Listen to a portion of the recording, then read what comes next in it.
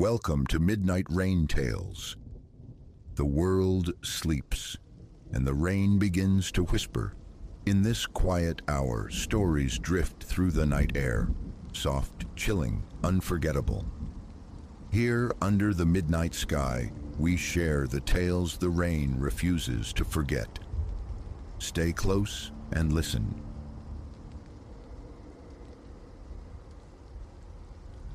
This house, my first geography, felt wrong tonight.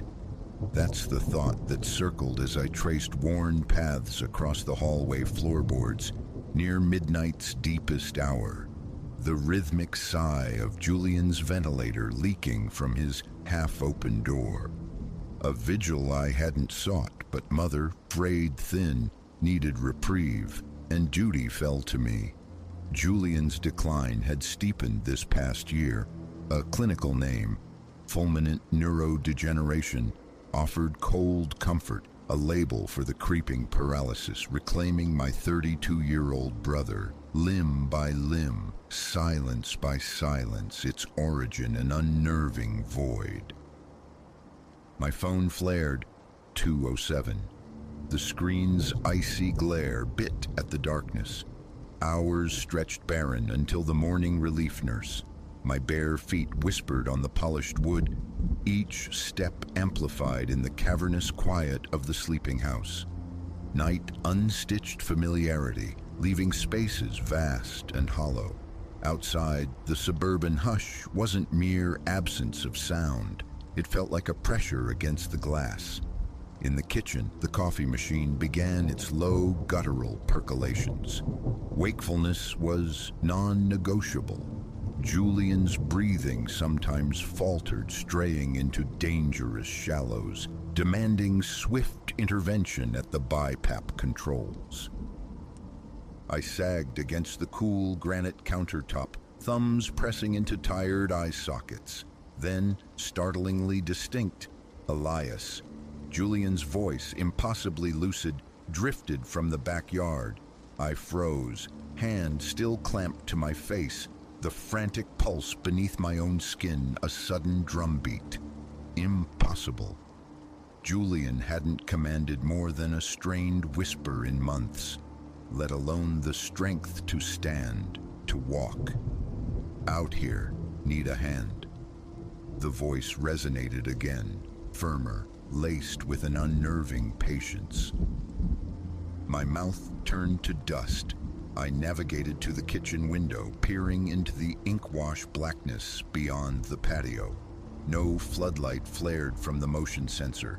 The yard lay undisturbed. Only Mother's skeletal rose bushes and Father's weathered shed occupied the familiar space. Julian? My own voice, a threadbare question swallowed by the night. Only the drone of crickets and the far-off thrum of a neighbor's cooling system answered. Panic lent speed to my return, my feet skidding on the smooth floor.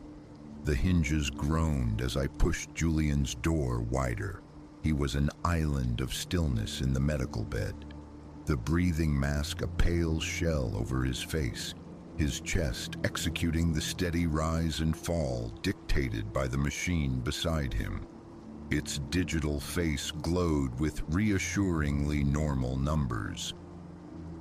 Tremors ran through my hands as I fumbled for my phone, activating its flashlight. The beam sliced the gloom as I swept it through the house, a frantic inventory of emptiness. Living room, shadows, and furniture ghosts. Father's study, dust motes dancing in the stark light. Guest bath, the rhythmic drip of a faucet Mother perpetually intended to mend. Back in the kitchen, my grip faltered, pouring coffee, hot liquid splashing onto the counter, onto my hand. Exhaustion, I reasoned. 20 hours without sleep could conjure phantoms from thin air. I sipped the scalding brew, its bitterness a sharp anchor. In the hall now, Julian's voice again, impossibly near, directly behind me. The mug slipped, exploding against the tile. Coffee scalded my shins, a distant sensation beneath the immediate ice flooding my veins. Because that voice, it wasn't merely like Julian's, it was his, infused with the easy cadence and faint Bostonian lilt acquired in college. The voice stolen by illness. "This isn't funny," I managed, the words brittle addressed to the vacant passage. "Who's there?" The silence that answered felt deliberate, mocking. From the knife block, I withdrew the heavy chef's knife, its familiar weight alien in my slick palm. Reason whispered prank, exhaustion, hallucination, but instinct screamed, clawing for control. The hallway yawned, a dark throat punctuated only by the weak, cerulean glow of a nightlight near the bathroom. One step forward, a floorboard's complaint echoed unnaturally loud. "Check the closet." The voice, closer still, seemed to originate near the shadowed alcove by the front door. My heart hammered against my ribs, a frantic bird trapped in my chest. My free hand slapped at the hall light switch. Click. Nothing. The bulb. Dead. I pressed forward, spine scraping the wall, the knife a clumsy, inadequate talisman. Reaching the corner, I sucked in a breath and whipped my head around. Empty. The front door stood sentinel, deadbolt firmly slid home. Impenetrable. The coat closet yielded only the scent of mothballs and the slumped forms of winter coats. A solid thump resonated from the floor above, directly overhead. My muscles locked. Nobody should be upstairs. The second story lay dormant. Julian's world had shrunk to this converted ground floor study. Another thump, heavier, followed by the unmistakable cadence of footsteps crossing the upstairs landing. I retreated, stumbling back towards Julian's room, my breath coming in ragged bursts. He remained oblivious, cocooned in machine sleep. I eased his door shut, the click of the latch deafeningly loud, then pulled out my phone, fingers clumsy with adrenaline. Call who? The police? Report what? Auditory hallucinations. A disembodied voice mimicking my dying brother. Footsteps in an empty house? More steps overhead, measured, deliberate. They paused precisely above us. I flattened myself against the wall beside the door, knife held high, sweat plastering my shirt to my back. The sudden roar of the central air conditioner startled a choked gasp from me. "See him," Julian's voice now intimately close just beyond the wood. So peaceful. My breath hitched. The doorknob began to rotate, slow, terribly precise. I tensed, knife angled to strike. The door swung inward. Nothing. Vacancy. The empty hallway stretched away. I remained a statue carved from fear, listening. Only the ventilator's soft whirring and the frantic rasp of my own lungs filled the void. Then a new sound. Wet, laborious dragging, emanating from the hallway like dead weight being hauled across the floorboards. It slithered closer. Flight beckoned, but Julian lay helpless. Whatever lurked, I was his only shield. The dragging ceased just outside the open doorway. "Want to see what I really am?" The voice, still Julian's, but warped now, submerged, bubbling. Movement flickered in the doorway's deep shadows. A silhouette detached itself from the darkness, impossibly tall, stretching, elongating towards the ceiling beam. A suggestion of a face resolved, then fractured, dimensions skewed, hideously wrong. The scream that had been strangling me finally tore free. I lunged, knife first, a wild slash at the encroaching wrongness. The blade met only air. My momentum carried me stumbling into the hallway. The shape had vanished. Empty again. I slammed Julian's door, fumbled the lock, then threw my shoulder against his heavy oak dresser, scraping it across the floor to barricade us in. The grating screech was a violation of the night, but a necessary one. My phone read 2:43, still hours until dawn, until the nurse. I sank to the floor beside Julian's bed, knife clutched tight against my chest, and waited. The voice visited several more times before morning, calling from disparate corners of the house. Sometimes Julian's familiar tone, sometimes that distorted underwater mockery. Footsteps echoed. The dragging sound returned, but the barricade held. At 7 sharp, the nurse's arrival was an intrusion of normalcy.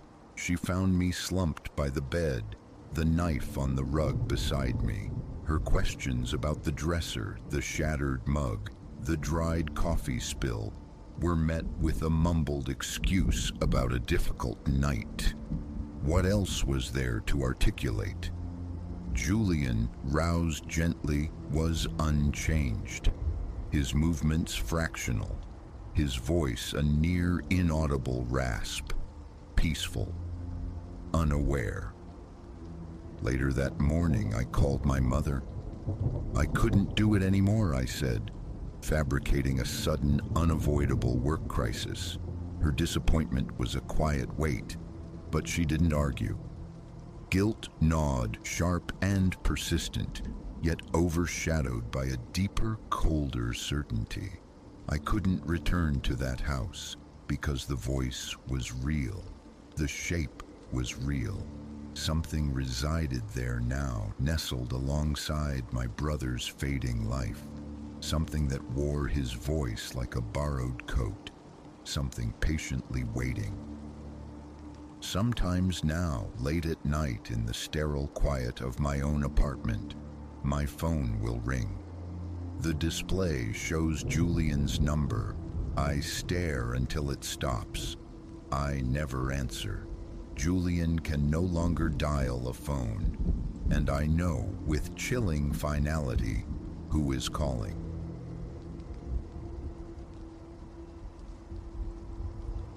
The sterile pulse of Mercy General Hospital at night, a metronome of soft machine sighs, the whisper of ventilation, the glide of crepe-soled shoes across polished floors had become the rhythm of my existence. Elias Vance, custodian of the midnight hours. I moved through the hushed corridors, accustomed to the spectral quiet that draped the wards after visiting hours ceased. But this particular night, the quiet held a dissonant chord, a wrong note that snagged in the air, presaging a descent into a labyrinth of fear and consequence. It imprinted itself. Wednesday morning, the clock bleeding past 3, precisely 3:17 a.m., 3rd floor, pulmonary wing. I traced the familiar geometry of my rounds, buffing away the day's scuffs, emptying bins brimming with discarded gauze and wrappers, the repetitive motions, a practiced meditation. Then my gaze caught on Nurse Beatrice Thorne, a formidable presence built like a bulwark with a reputation for stern efficiency. Thorne was behaving erratically. She lingered by the locked supply repository, her head snapping back and forth, scanning the empty hallway. Even from my vantage point down the corridor, I saw the tremor in her hands, wrestling with the key, the sheen of perspiration on her brow beneath the unforgiving fluorescent lights. An insistent curiosity coiled within me, feigning absorption in a particularly stubborn streak on the linoleum I kept her framed in the corner of my eye. The tumblers clicked. Thorn slipped inside the narrow closet, a shadow swallowed by shadows. Seconds stretched, then she re-emerged, her capacious handbag visibly strained, heavier. She moved away swiftly, her footfalls muffled thuds, vanishing around the corner. A beat of silence, then I drifted towards the closet. The door, improperly latched, yielded to a gentle push, emitting a low groan that echoed unnaturally in the stillness. Inside, the sterile order was disrupted. Gaps yawned on the shelves where meticulously arranged vials of medication should have rested. An icy dread spidered down my spine. Beatrice Thorn was pilfering pharmaceuticals for profit, for personal use. The why was a chilling unknown, but the implications were immediate, visceral. Compromised patient care, lives dangling by the thread of her illicit actions. Action felt imperative, yet paralysis gripped me. Thorn was a fixture, woven into the fabric of Mercy General, respected, perhaps even feared. Who would heed the word of Elias Vance, the night polisher, against hers? Doubt gnawed, but the image of those empty spaces burned behind my eyes. I needed proof, undeniable proof. The following nights became a tense ballet of observation. I charted her movements, a phantom chronicler of her furtive transactions.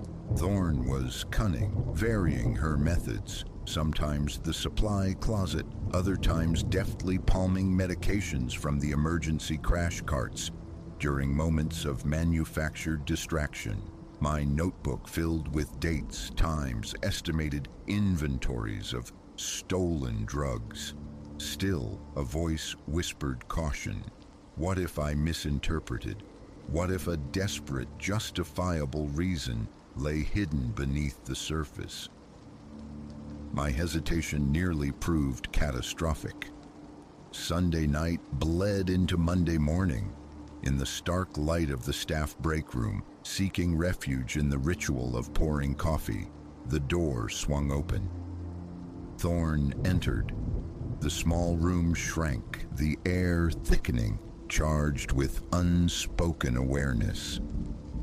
Beatrice, I managed, the name rough in my throat, striving for a steadiness I didn't feel. I saw you at the supply closet. She froze mid-stride, her eyes, usually impassive, narrowing to sharp points. Whatever are you insinuating, Elias? A deep breath, tasting of stale coffee and disinfectant. I know you're taking the medications. I've seen it several times this past week. A flush crept up her neck, darkening her features. A vein pulsed visibly at her temple. You know nothing, she hissed, the sound venomous. Confine yourself to your mops and buckets. The atmosphere crackled, suffocating. Thorn radiated a volatile energy. I had to stand firm. I can't let it go, I stated, surprised by the resolve in my own voice. It has to be reported. Faster than I could anticipate, she lunged. Her hand clamped onto the collar of my work tunic, yanking me forward. Her face was a mask of fury, inches from mine, her breath hot and sharp. You will say nothing, she snarled, the words a low growl. Breathe a word, and you'll learn the meaning of regret. Fear, cold and absolute, seized me. Her strength was startling. I twisted against her grip, a desperate gasp escaping me.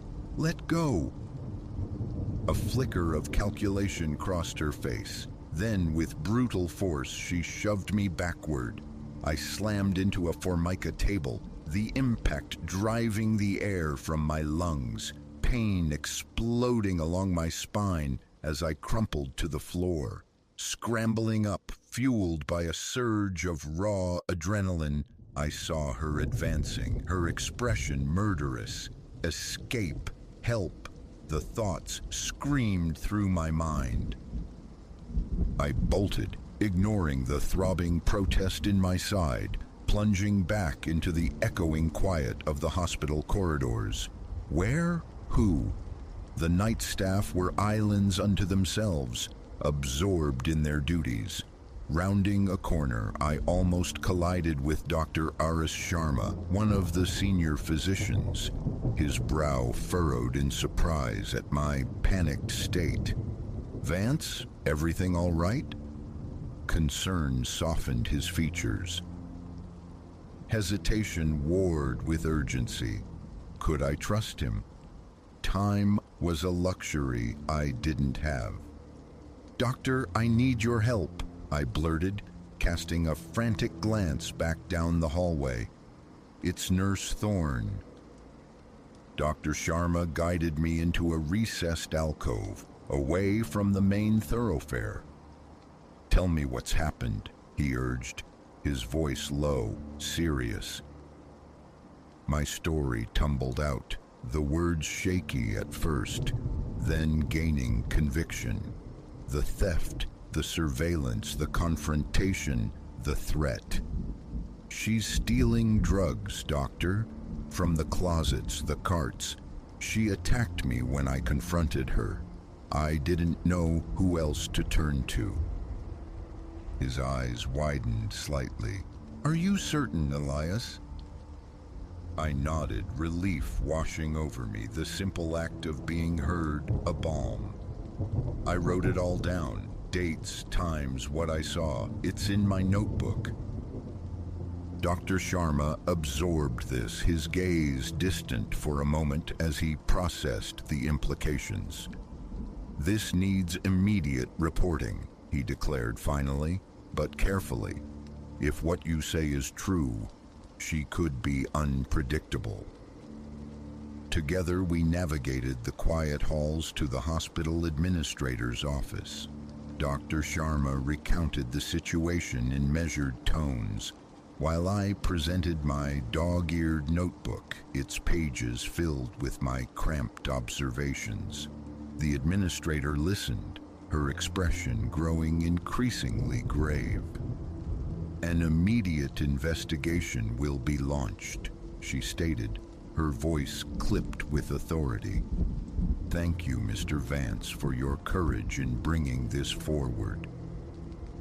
The ensuing hours saw Mercy General humming with a subdued, anxious energy. I remained near Dr. Sharma, the memory of Thorne's violence making solitude feel dangerous. Whispers followed me. Furtive glances were cast my way by other staff. By dawn, the resolution was swift and decisive. Security personnel escorted Beatrice Thorne from the premises. Her furious shouts and struggles echoed down the corridor, a discordant symphony of rage and desperation. I watched from a shadowed doorway, a maelstrom of fear and profound relief churning within me. The immediate danger had passed, but her parting glare felt branded onto my memory. In the following days, Mercy General implemented stringent new protocols for medication access and tracking. Security presence increased subtly. I received quiet commendations for my bravery, yet an undercurrent of unease persisted. Thorne's threat lingered, a phantom menace in the familiar halls. Work became different. Every unexpected clatter made me jump.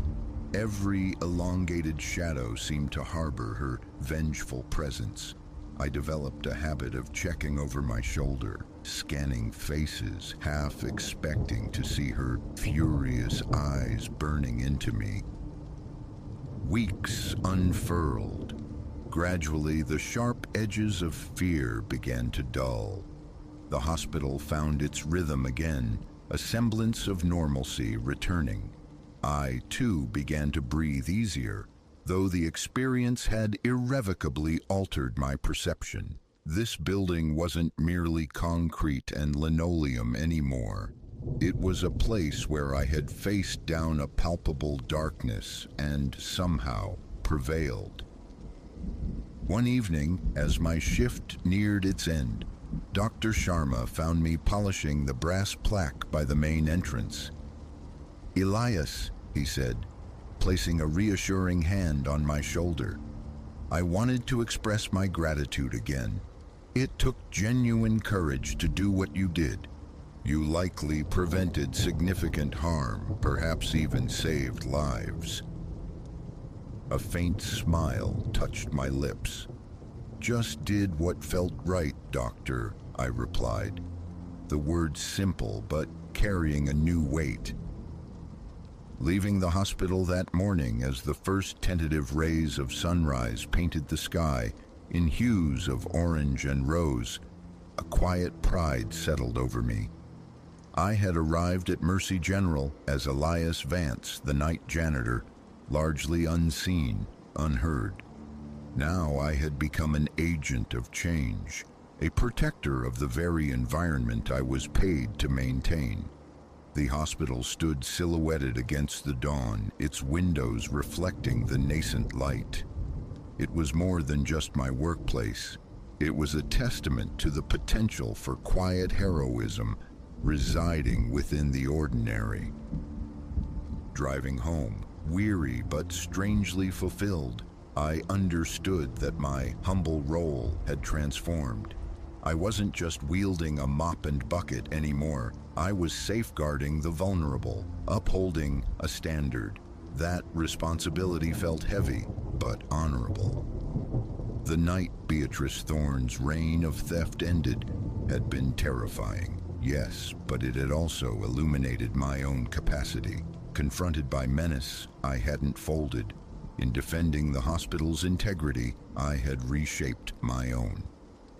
As I finally surrendered to sleep, the week's events replaying like a fever dream, I knew my relationship with the night shift, with Mercy General itself, was forever changed. My tools remained the same, but their purpose felt magnified.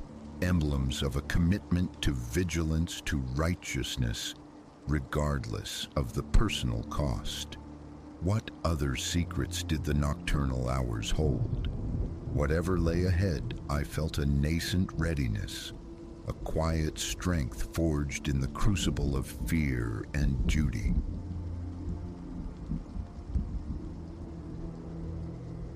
It was a truth I was loath to concede. This fear coiled within the familiar walls of my own home, yet the ponderous tread I'd begun hearing upstairs nightly around the self-same hour could no longer be rationalized away. A slow, measured resonance, the deliberate impact of weight traversing the planks overhead. Years I had inhabited this structure. It was mine, every joist and corner known. But the upper level had devolved into a repository for forgotten things, a territory I seldom breached. My attempts at distraction, television static, digital correspondence, the scouring of kitchen surfaces, proved futile. My gaze invariably drifted towards the stairwell. The sound defied dismissal, its insistence growing, and this night I resolved to confront the source. I stood at the foot of the stairs. Weariness clung to me, a consequence of sleepless vigils. My skull felt leaden, my eyes raw. The hallway held its breath, save for the low thrum of the icebox humming faithfully from the kitchen behind me. I thumbed the switch, bathing the lower steps in stark illumination, leaving the ascent shrouded above. My fingers closed on the banister, registering the fine silt of disuse. I felt the frantic tempo of my own blood against the wood. Only cast-off furnishings occupied that space, I reminded myself. No life resided on the second story, or none that ought to. My ascent began, one riser at a time. Timber groaned under my weight. Between each step, I held myself immobile, straining for sound. Nothing at first. Then, climbing higher, a muted impact reached me, faint, directionless. Another step, and the percussion gained definition, like a deliberate, unhurried footfall crossing the floor far above. I suspended my breath, my heart hammered against my ribs. A sheen of perspiration prickled my brow. The closer I drew to the summit, the more the weight of the sound intensified. It wasn't continuous, rather arriving in staccato bursts, a pause, then movement renewed. Attaining the landing, I surveyed the constricted corridor stretching before me. 2 doors punctuated the passage, the seldom used guest chamber and a vacant space housing surplus cartons. Elsewhere, open areas harbored random detritus veiled in shrouds. The switch by my hand yielded only a feeble, jaundiced glimmer from the overhead fixture. The passage lay steeped in twilight, its extremities lost to shadow. I advanced slowly, striving for silence, but the floorboards beneath me cried out with each careful placement of my weight. A parched knot formed in my throat. I swallowed against it. Abruptly, the tread ahead ceased. Silence descended, yet my hearing stretched taut, attuned now to the rush of my own respiration, the insistent thrumming in my chest. I stood before the guest room portal. The metal knob felt glacial against my palm. A moment's paralysis held me, half anticipating resistance from the unseen side. Silence answered. I rotated the mechanism. The door yielded with a faint lament. My gaze swept the interior. Ghostly shapes of furniture draped in pallid linen populated the space. The familiar forms, bedstead, nightstands, bureau, a floor lamp angled in the corner. Everything appeared undisturbed, yet the atmosphere was dense, stagnant with the aroma of aged dust and decaying fabric. I crossed the threshold. The ceiling fixture remained inert, so I ignited my torch. Its cone of light agitated motes of dust into a spectral dance before me. Cartons slumped against one wall. A substantial trunk rested near the window. The coverings bore stains of time, contributing to an aura of profound neglect. Yet stillness reigned. No motion stirred. Nothing seemed overtly amiss, but an internal dissonance persisted, a clenching in my gut as if poised for collision. Approaching the bed, I raised a corner of the shroud.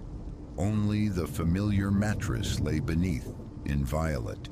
Behind the trunk, more dust, gossamer strands of arachnid artistry, and nothing else concealed. A subtle sound from behind. I whirled, the torch beam wavering with the tremor in my hand. Stillness. The furniture stood inert. Shadows held their form. Yet my ears registered a fleeting, delicate abrasion, like talons or fingernails skittering across timber. It vanished as swiftly as it arose. Breath held captive, I fought to steady the light, my legs rigid. I moved towards the far corner, near the dormant lamp. My progress disturbed more sediment, a gritty film settling on skin and cloth. No tangible evidence of intrusion presented itself. The shrouded forms remained static. Only my own passage animated the scene. Still, the conviction of another presence lingered, unseen yet palpable. My stomach coiled tighter, my palms were slick. The thought surfaced, an animal perhaps, a raccoon, a formidable rodent. But the earlier tread had possessed too much weight, and this recent skittering felt alien, unlike any creature I knew. Retracing my steps towards the doorway, I directed the beam onto the bureau against the wall. Its covering seemed subtly displaced, tugged askew. Had it always rested so, or was this alteration recent? Memory offered no certainty. Raising the linen revealed the familiar surface beneath.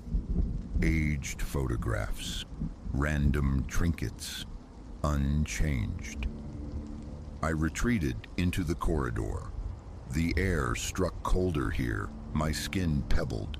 The taste of dust coated my tongue. Leaning over the balustrade, I peered into the stairwell's descent. Below, darkness prevailed, save for the soft glow emanating from the living room lamp I'd left burning. All appeared ordinary. My attention returned to the upper level. I moved with deliberate quiet, each groan of the floorboards resonating through my frame, navigating towards the second room, the repository of excess cartons. Its door stood partially open. I couldn't recall leaving it thus, yet my recollection of this forsaken floor was hazy, fragmented by infrequent visits. Nudging the door inward, the hallway's weak light bled into the space. A rampart of cardboard boxes lined one wall, containers of discarded apparel and superfluous kitchenware. In a corner rested an unplugged lamp, accompanied by a precarious stack of chairs. Everything wore the same uniform of fine dust, marked only by faint impressions where, presumably, my own feet had trod months prior. I ventured within. The scent here was a compound of aged paper and stagnant air. The window remained sealed, admitting no current. The torch beam sliced ahead, sweeping floor and walls. My heart beat a frantic tattoo against my ribs, a primal anticipation of something leaping from behind a box. I advanced with painstaking care, lifting each foot high to minimize sound. The floor protested nonetheless. I flinched at each betrayal, then a whisper of sound, faint rustling suggestive of shifting fabric. It originated from behind the piled cartons in the corner. Immobility claimed me. I aimed the light, but the boxes obstructed the beam's reach. My muscles locked. An unwelcome coldness traced my arms and neck. I remained utterly still, listening. My own breathing seemed deafening. The disturbance ceased. I edged nearer, caution slowing my pace, my arms unsteady. With my foot, I nudged a box aside. The cardboard grated against the wood. Beyond lay only more crates, and an old coat stand toppled onto its side. The torchlight meticulously explored every surface, every recess, searching for a crouched form, animal or human, but encountered only dust and deepening shadows. A sigh escaped me. I hadn't realized I'd held my breath once more. My head felt strangely light, though my body remained coiled, hyper-alert. The thought wormed its way in. Perhaps my sanity was fraying.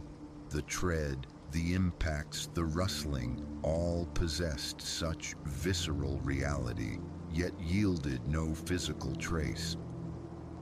Then recollection surfaced. A low door near the room's rear, accessing a cramped crawl space used for deeper storage. A recess I entered only out of dire necessity. I approached it now, secured by a simple sliding latch.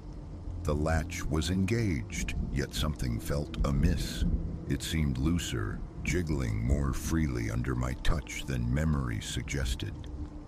I slid the bolt free and pulled the panel open, casting the torch beam into the void. The space was constricted, cluttered with more boxes and antiquated luggage. The light failed to penetrate the furthest depths. Leaning in, I braced a hand on the frame for equilibrium. The air hung heavy with dampness and mildew. plywood formed the floor, flanked by walls of exposed beams and batting. My eyes searched for disruption. Footprints, shifted containers, all appeared untouched. I nudged a suitcase. Its weight surprised me. Another faint scrape reached my ears, something sliding against wood. My head snapped around. Nothing. My pulse leaped. Breath came short and fast. I felt perspiration trickling down my spine. Enough. I resolved to secure the crawl space. I refastened the latch, its looseness still nagging. A mental reminder formed. Repair the latch, or perhaps simply nail the door permanently shut. Emerging back into the room proper, I was struck by a pervasive chill throughout the house. The distinct sensation of being observed prickled my skin. Though utterly devoid of visible company, the feeling of solitude had evaporated. My thoughts raced through scenarios. An unseen intruder secreted in the attic, an animal large enough to produce such ponderous sounds. Reason warred with instinct, attempting to soothe, but the tightness constricting my chest refused to yield. I moved back towards the hallway, compelled to inspect the guest chamber once more before descending. As I neared its threshold, a soft concussion sounded from within. I froze.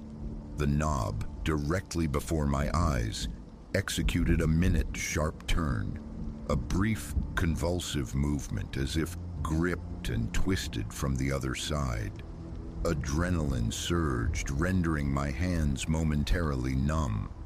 I seized the knob, turned it swiftly, and thrust the door inward. The shrouded furniture seemed to stir slightly in the sudden draft, but the room remained vacant. My torch beam interrogated the bed, the bureau, the trunk, the shadowed corners. Nothing appeared altered save for the floor lamp. It now canted against the wall. Hadn't it stood straight before? My recollection felt clouded, unreliable. I pulled the door closed behind me, a reflexive act to contain whatever might lurk within. Crossing to the lamp, I righted it. Its base grated harshly against the floorboards. I stood for several heartbeats, surveying the linen-draped forms, the silent occupants of the room. Nothing visible. The silence felt oppressive. My heart maintained its frantic rhythm, a final sweep of the torch beam, probing beneath the bed. Only dust conglomerates and a pair of storage containers met the light. I opened the closet. A few derelict coats hung inside. I pushed them aside, illuminating the space beyond. Empty. An abrupt, overwhelming impulse to flee surged through me. Every nerve screamed for retreat from this chamber. The air felt suffocating, my composure shattered. I moved to the door, opened it, and stepped back into the corridor. I left the feeble bulb burning. Making directly for the stairs, I nearly tripped over my own feet. Clutching the banister, I descended rapidly. The steps groaned loudly under my haste, but I paid them no heed. My sole focus was reaching the ground floor. Safely downstairs, I drew a ragged breath. My chest remained constricted, a dull ache pulsing in my temples. I activated every switch in the living room and kitchen, banishing shadows with an electric flood. Rubbing my face, my hands came away, filmed with perspiration and grime.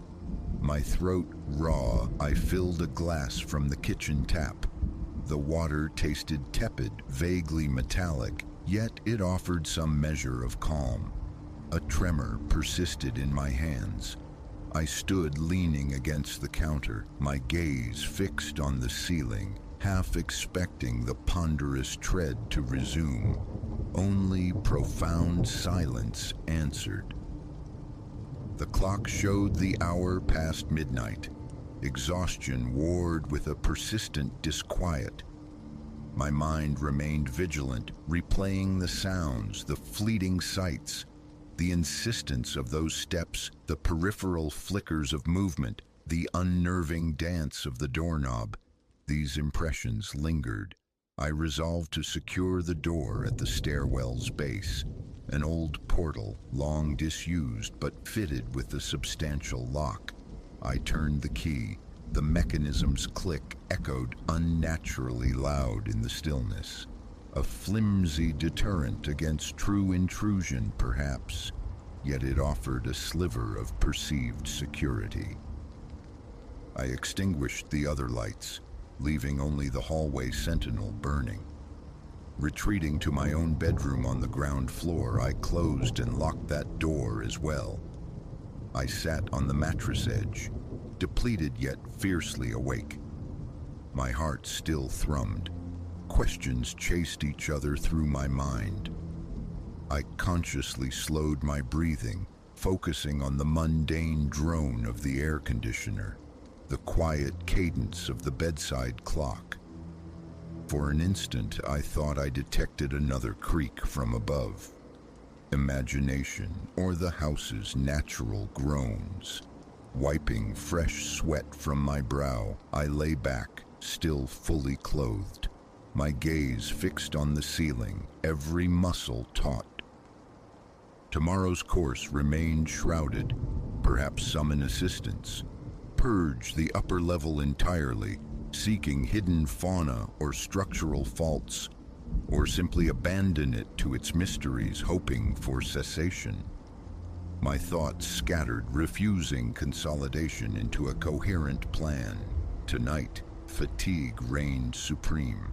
My eyelids felt weighted, yet relaxation remained elusive. The memory of movement perceived in shadowed peripheries persisted. The proximity of the tread contrasted with the utter emptiness. I would remain downstairs for the night's remainder. I had no desire to hear those sounds again, nor glimpse further anomalies. Only rest beckoned. I kept a small lamp lit. Its soft luminescence was a comfort, mitigating the sense of isolation. Drawing the covers up, boots and all, I courted sleep. Eyes closed, the images returned. Spectral sheets over furniture, dust motes dancing in torchlight. The chilling instant the doorknob turned of its own accord. A visceral knot tightened at that recollection. Lying there, eyes half-lidded, I contemplated how a dwelling transforms when sections fall into neglect. The upper story, once integral, now felt alien, a separate realm. Whether the tread would cease or persist remained unknown.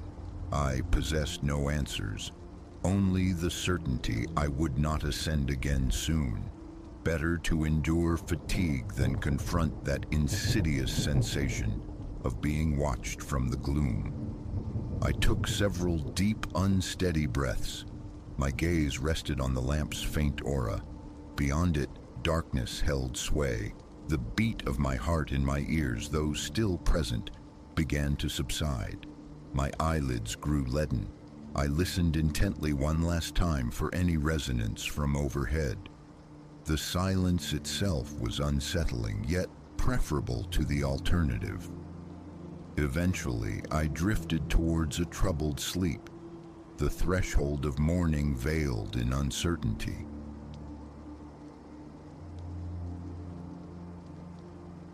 A favor sealed with a handshake. I'd be custodian of Julian and Annalise's newly acquired rural escape while they chased horizons overseas for a fortnight. The brief seemed elementary. Nourish the cat, tend the flora, maintain a vigilant presence against intrusion. A tranquil interval, I'd mused, a welcome respite from the city's ceaseless hum. The house itself was a rambling, antiquated edifice, prone to sighing floors and corridors that coiled like slumbering serpents.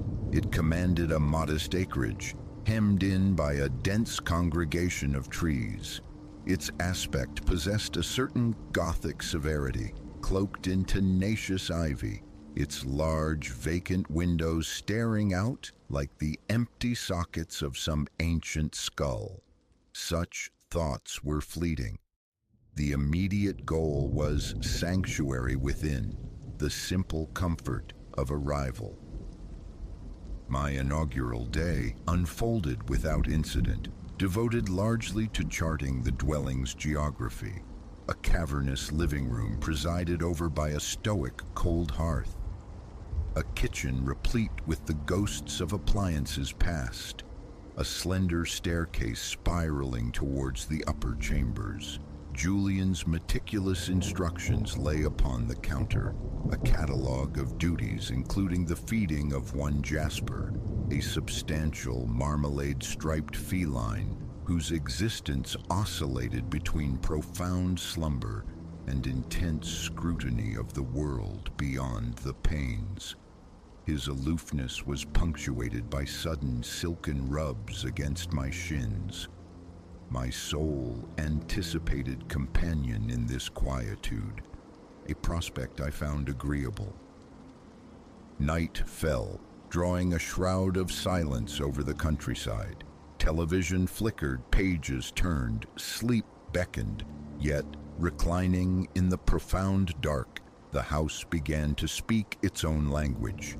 Subtle at first, the arthritic groans and settle in sighs endemic to old timber. Then something distinct intruded, a delicate percussion like fingernails lightly stroking polished wood. It emanated from somewhere along the hallway's shadowed length. Imagination, surely, the house breathing, perhaps a twig skittering against glass.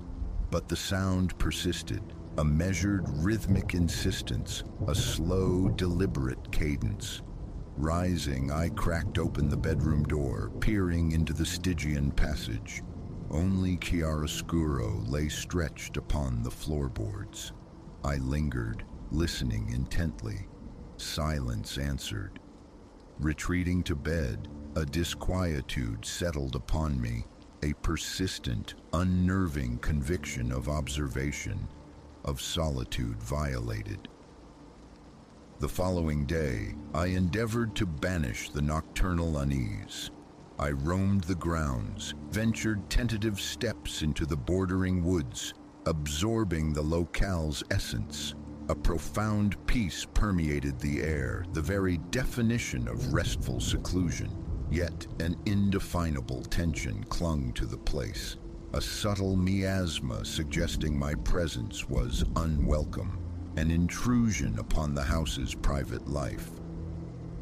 That evening, the visitation recurred. Poised on the cusp of sleep, I heard it anew. Soft, metronomic, originating from the unseen hallway. I resisted, burrowing beneath the covers, squeezing my eyes shut. But the sound amplified, grew more demanding, imbued with an unsettling proximity.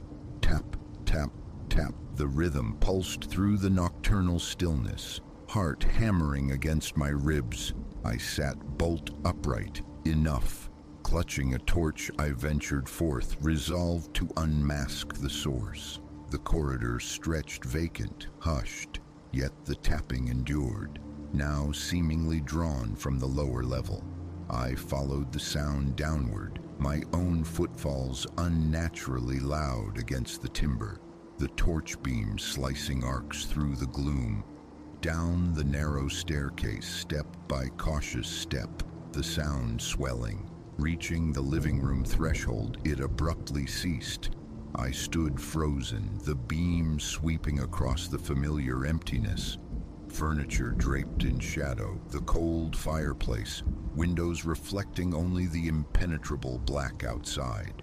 No corporeal agent, nothing to betray the sound's origin. A frisson of ice traced my spine. I turned, ascending the stairs with far less deliberation. seeking the flimsy sanctuary of my room, the door secured firmly behind me. Sleep remained elusive, my pulse a frantic counterpoint to the oppressive quiet. Morning light brought a desperate pragmatism. I conducted a meticulous inspection from attic dust motes to cellar damp, seeking rational explanation. Windows were latched, doors secure, plumbing silent. No loose fittings, no rattling pipes, only the vacant, watchful house. Days bled one into the next, marked by a disquieting duality. Daylight hours offered a semblance of normalcy, bordering on pastoral charm. But with dusk, the atmosphere transmuted, growing colder, charged with an unseen attentiveness, as if something waited patiently for a lapse in my vigilance. The tapping became a nightly ritual, commencing near midnight, its source frustratingly elusive. The hallway, the living room, sometimes chillingly close just beyond my bedroom door. Each investigation yielded the same result, the sound vanishing upon my approach, leaving me stranded in the darkness, questioning the very fabric of my sanity. One night, worn thin by sleeplessness and the relentless percussion, I resolved to capture objective evidence.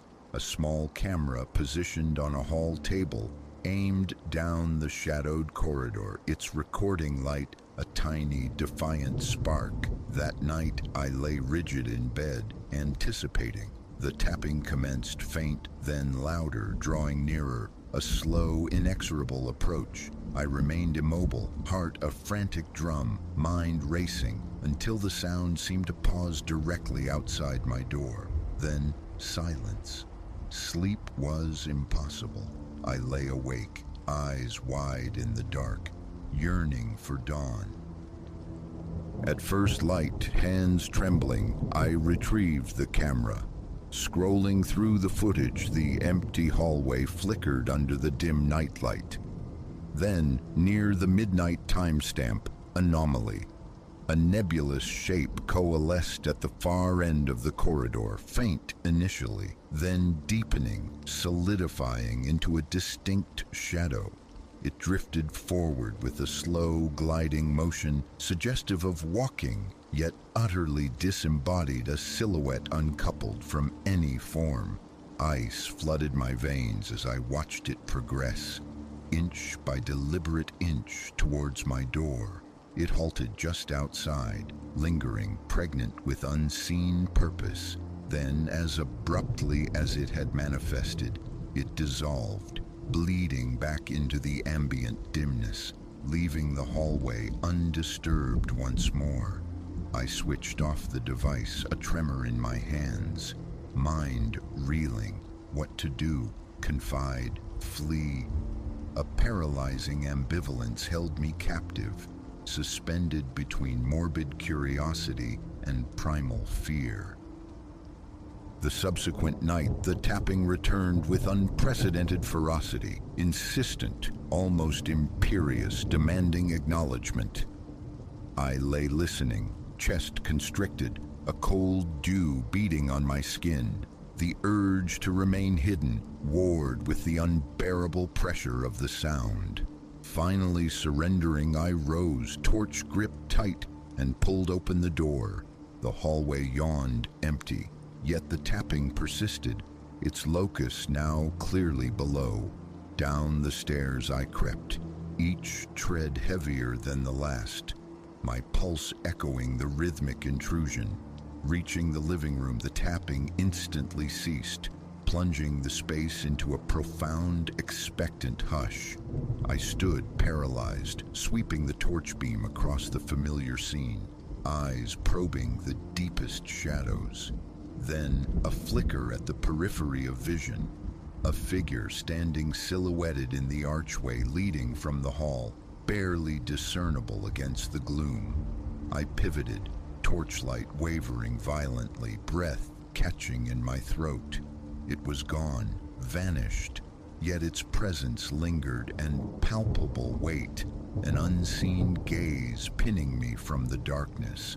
I retreated backwards, stumbling, hands shaking, mind consumed by a singular, overwhelming terror.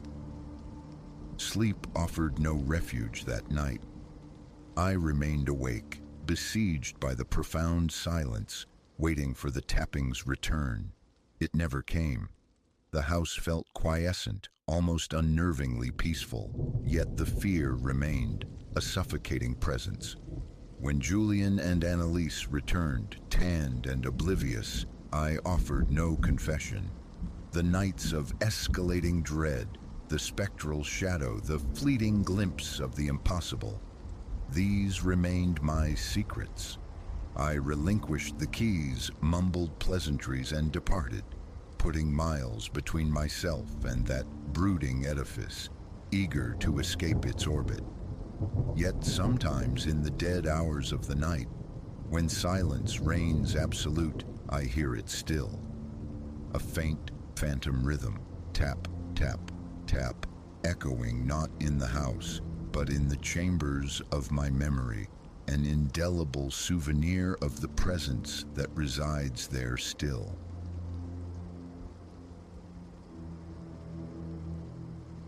It insinuated itself into my awareness 3 nights after I first turned the key in Unit 407 of the Ashworth Arms. A susurration, faint and strangely biological, seeming to emanate from the aged plaster behind my bed's headboard. Initially, I cataloged it under the ambient groans and sighs of a pre-war structure, the eccentricities one accepts for $1,200 a month in this quarter of the metropolis. Perfection wasn't part of the lease agreement. Barely a whisper through that first week, it possessed a soft cadence, an in-out rhythm reminiscent of profound slumber. I'd lie illuminated by my phone screen until the digital clock bled past midnight, my focus snagged occasionally by that quiet respiration. Pressing an ear to the cool expanse of the wall, I strained to pinpoint its origin, wondering about the adjacent unit. The sound ebbed and flowed against my skin, elusive as surf on a far-off beach. "Just the neighbor," I'd murmur, retreating, amplifying the phone's tinny audio to obscure it. Walls in these old behemoths were notoriously thin membranes. But the second week ushered in a transformation. The breathing deepened, gained texture. It shed its fixed location, embarking on a slow crawl along the wall's surface, a nightly pilgrimage measured in inches. I began charting its course with small, adhesive squares of paper, marking the last known point of respiration before sleep claimed me. Each dawn revealed the sound had advanced, creeping incrementally nearer my pillow. The building management offered scant solace. Ms. Albright, presiding over her domain of lease renewals and tenant files, met my concerns with a placid smile and a dismissive shake of her head. "Mr. Petrov in 408, a model resident," she declared, her pen tapping a rhythmic counterpoint to my anxiety. Utterly silent, not a whisper of complaint in 3 years. "Are you quite certain it isn't just the building settling in, Mr. Elias?" My certainty remained unshaken.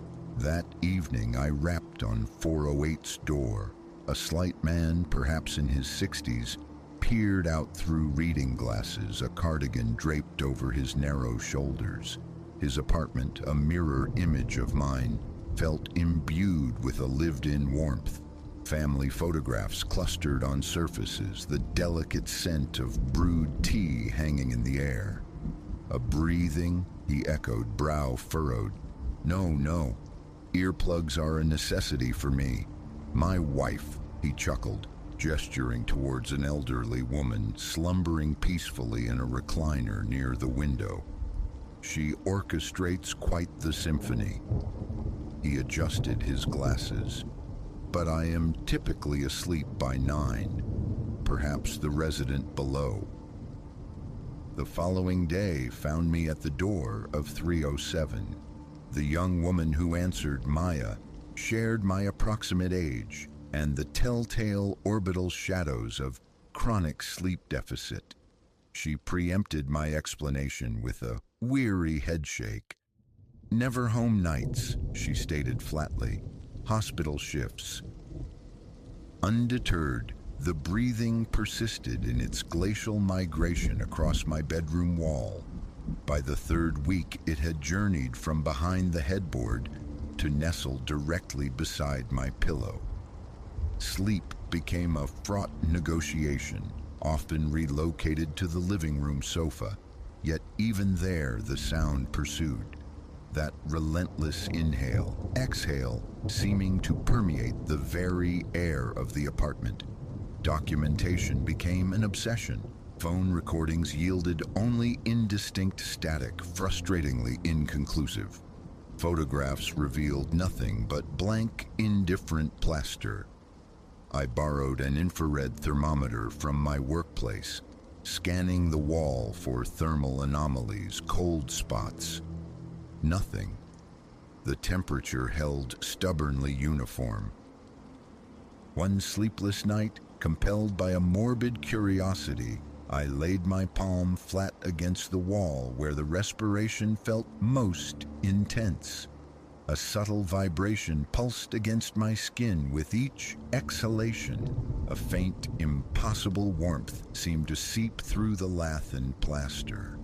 I snatched my hand back as if burned, my pulse hammering against my ribs. The breathing seemed to falter, suspended for a beat, then resumed, its tempo fractionally accelerated. I delved into the Ashworth Arms past, erected in 1928, subjected to renovations in the 70s, and again after the millennium turned. The building's ledger held no record of tragedy within 407's confines, no spectral footnotes of disappearances or untimely deaths. Hours spent hunched over microfilm readers at the Historical Society yielded only mundane infractions. Plumbing violations from the Reagan era. This very absence of a narrative, of a ghost story to latch onto, amplified the dread. A haunting with a history felt manageable. This disembodied, sourceless respiration felt like madness taking root. My evenings stretched longer, dissolving in the amber light of bars, any excuse to delay returning to the apartment. My focus at the office frayed. The dark circles under my eyes deepened, mirroring Maya's downstairs. Looking wrecked, Elias, my colleague Leo observed one morning, steam rising from his coffee cup. New place treating you okay? The urge to unload, to confess the impossible reality of the breathing wall, warred with the certainty of disbelief. I managed a shrug, still settling in. Old buildings, you know. But I wasn't settling in, I was unraveling. The breathing had shifted once more, now seeming to hover directly above my pillow. Sleep, when it came, was shallow, brittle. Earplugs were useless. The white noise machine merely provided a static backdrop to the insistent rhythm. It had acquired a new, unpleasant quality, a wetness, a faint congestion, like air forced through sodden passages. I began existing in 2-hour increments of rest, perpetually wary of deep sleep. Foam soundproofing panels, affixed to the wall in a desperate gambit, seemed perversely to concentrate the sound, funneling it directly towards me. I tried reversing my position, sleeping with my head at the foot of the bed, but the sound migrated, always finding proximity to my ear. The rupture occurred precisely 1 month after the phenomenon began. I surfaced abruptly at 3 a.m., finding myself inexplicably plastered against the wall, my ear pressed flush to the cool surface, as if drawn there unconsciously. The breathing was immediate, intimate, the sensation akin to lips hovering millimeters from my skin. Warm, moist air pulsed against my earlobe. A strangled cry escaped me as I scrambled backward, heart seizing, threatening to detonate within my chest. My t-shirt clung, soaked in sweat. My legs trembled uncontrollably. As I retreated, the breathing tracked my movement across the small room. And then, beneath the steady respiration, a new element surfaced. A low, grating noise, a sound terrifyingly close to a chuckle. That was the terminus. Adrenaline surged. Laptop, phone, a handful of clothes were rammed into my backpack. I walked out of Unit 407 and didn't look back. The fluorescent sanctuary of a 24-hour diner became my refuge. Fueled by bitter coffee, my phone screen illuminating my frantic search for short-term lodging. When Ms. Albright arrived to open the rental office at 9, I was waiting. "I have to terminate my lease," I stated, the keys sliding across her polished desk. "The penalty, I'll pay it." She began the standard recitation of contractual obligations, but faltered, perhaps arrested by the tremor in my hands, the wildness I felt reflected in my own eyes. She sighed, a small puff of resignation, and produced a form. "Complete this," she instructed softly. "Rent is due through the end of next month. Then you're clear." I scrawled my signature without scrutiny, wrote the check, and walked out into the morning light, the shaking in my hands finally subsiding. My furniture could wait. I'd retrieve it later in daylight, flanked by friends. Waiting for the ride share on the curb, my gaze drifted upward, counting windows to the 4th floor. Through the glass of 407, I saw the dark geometry of the foam panels, still precisely aligned. And in the fleeting moment before my car arrived, I could have sworn I saw one panel flex, almost imperceptibly, pulsing gently outward, then inward, as if something behind it drew breath. My sister Clara's spare room became a temporary haven. Her questions about the abrupt departure were met with evasions. The commute, the building's age, the expense. How could the truth be articulated without sounding unhinged? 2 months later, I secured a lease in a newer building across town. The walls here are thin too, conduits for the ordinary sounds of cohabitation.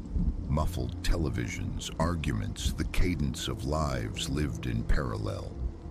Lying awake sometimes, I listen to this mundane symphony, profoundly grateful for its explicable clarity. I never returned to Unit 407. Movers were dispatched with instructions to abandon anything that proved cumbersome. Occasionally, my thoughts drift to the subsequent occupant. Has the sound begun for them? That soft, insistent respiration, winding its way through the plaster. Are they lying awake even now, charting its relentless approach, feeling it draw nearer with each passing night? I try to banish these thoughts. I focus on the tangible present, my new walls, solid and blessedly inanimate, filled only with pipes and wires. Sleep has gradually returned, though my bed remains positioned a careful distance from any wall, just in case. The infrared thermometer is the sole relic from that apartment. It rests unused in a desk drawer. Sometimes in the deep quiet of the night, the temptation arises to retrieve it, to scan the surfaces of my current bedroom. I resist. Some phenomena are best left unquantified. some questions best left suspended. I drove past the Ashworth Arms once, 6 months after my escape. A cold Sunday morning. The building stood unchanged. Familiar red brick, white trim, the skeletal geometry of fire escapes ascending the facade. I located the 4th floor windows, pinpointed 407. Lights glowed behind drawn curtains. I lingered, debating the merits of knocking, of offering a cryptic warning, but the words wouldn't form. How to convey the experience without inviting pathologizing glances. Ultimately, I drove on, leaving the building and its respiration behind me. Yet sometimes in the liminal space between wakefulness and sleep, when the city outside falls silent, I find myself listening. Not for anything defined, just listening, waiting. In these moments, I must consciously affirm that the soft rhythm I perceive is merely my own breath, nothing more.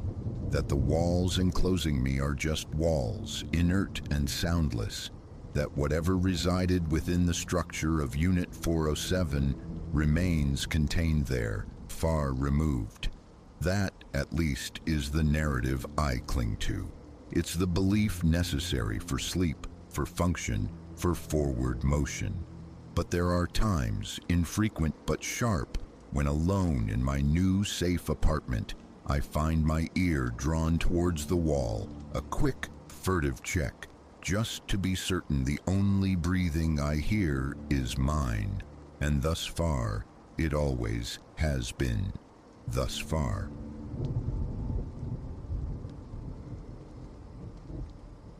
A filigree of colored lights shimmered on the newly fallen snow outside as my hands navigated another carton of donated playthings.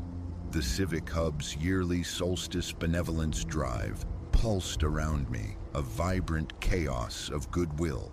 My first time amidst the volunteers, I felt a keen resolve. Each bright gift deserved its perfect recipient. It was then I registered him, a shadow detaching itself from the room's general hum.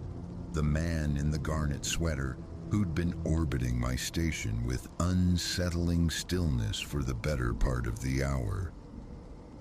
Such admirable dedication this year, he murmured, drifting closer.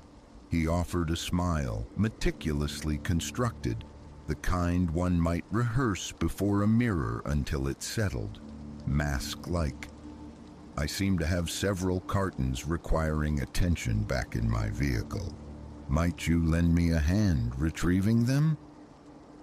My gaze swept the bustling hall. 24 souls bustled nearby, many less encumbered than I. My post is right here, I replied, gesturing towards the miniature mountain of toys awaiting classification. But I can certainly flag down Finn for you. He's coordinating the drop-off zone. The smile held, unwavering, yet a flicker, something cold, passed behind his eyes. I'd value your assistance specifically. You possess such a clear knack for order. He edged nearer, his voice dropping to a conspiratorial whisper. A mere moment is all it would take.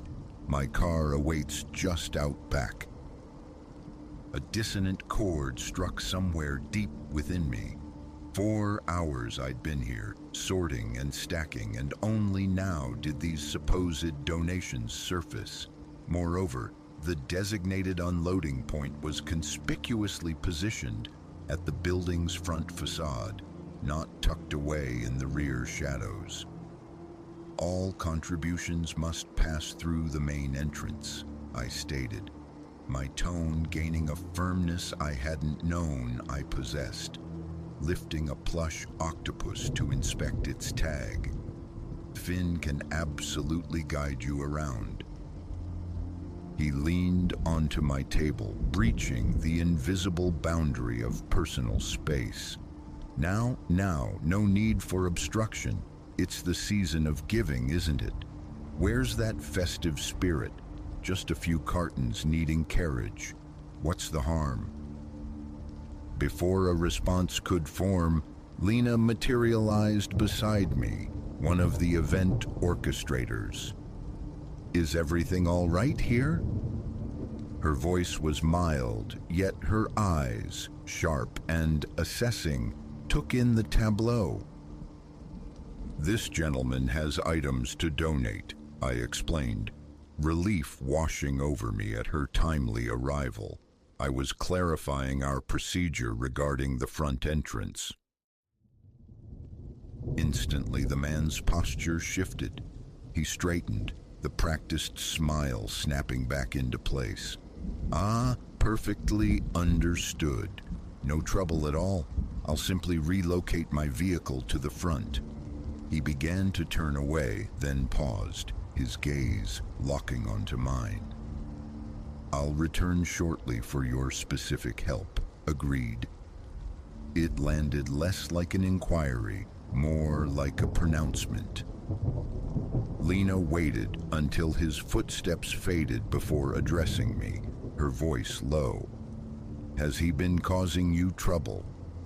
As I recounted the exchange, her expression hardened into flint.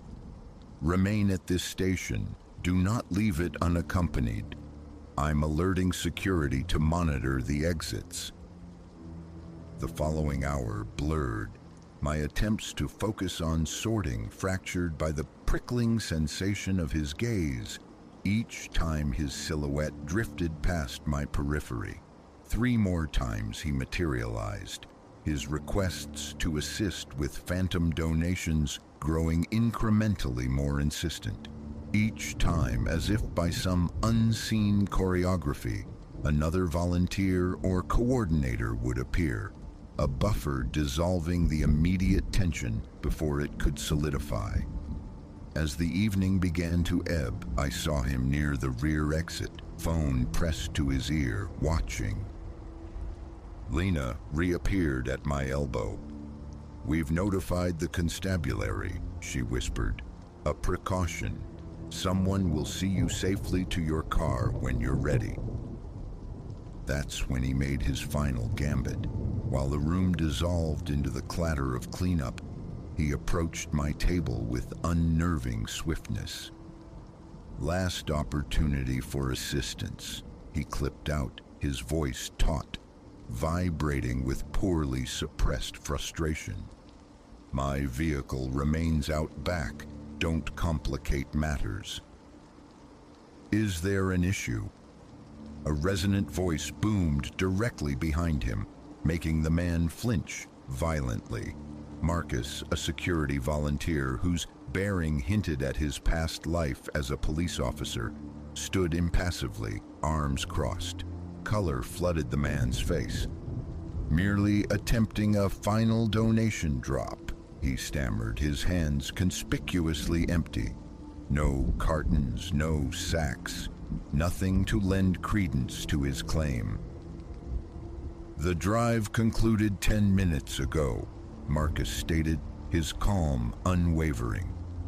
We're not accepting further contributions tonight. Allow me to escort you out through the main entrance. As Marcus steered him away, I saw 2 uniformed officers stepping through the brightly lit front doors. Lena was beside me again, holding my coat. Let's gather your things, she said gently. Your shift is over. Later, under the stark illumination of the parking lot lights, the truth crystallized. His car was indeed positioned behind the building, angled towards the exit, engine idling softly in the frigid air. A check of his details revealed a history, prohibitions from similar charity functions in adjacent counties citing comparable patterns of behavior. The following day, the Civic Hub instituted rigorous new safety protocols. Buddy systems became standard.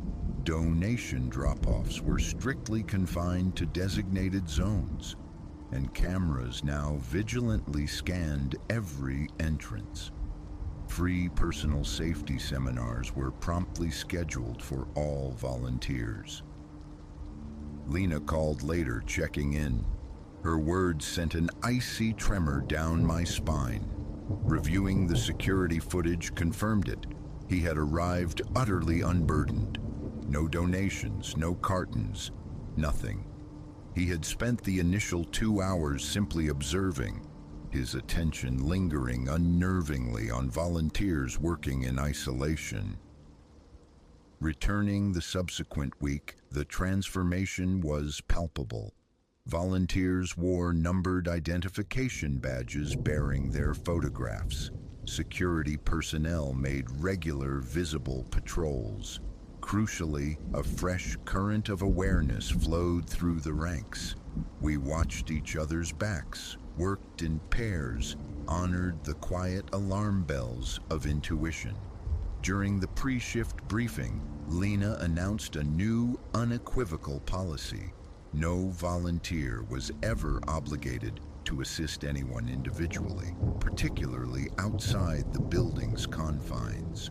Your safety trumps politeness always, she declared to the assembled group. Heed your instincts. If a situation feels wrong, it almost certainly is. The community's reaction was profound. Volunteer numbers surged, especially drawing individuals with security or law enforcement experience. Local businesses contributed enhanced lighting and surveillance equipment for the lot. Self-defense instructors offered their expertise pro bono. An incident that might have sown fear and deterred participation instead forged stronger bonds within our town. We became more watchful, yes, but also more interconnected. We spoke up, we looked out, we ensured everyone departed safely. Just last week, I observed a new volunteer hesitate when asked to help carry cartons to a car. Without a flicker of awkwardness, 3 other volunteers immediately stepped forward to assist as a group. The individual requesting aid simply smiled, thanking them collectively with apparent understanding. This is the predator's calculus. They rely on the ingrained pressure to be agreeable, the fear of appearing discourteous overriding primal warnings. They don't anticipate a community standing unified, prioritizing security over superficial politeness, weaving a net of mutual vigilance. Now, when the holiday lights cast their jeweled reflections across the snow, I see beyond mere festive adornment.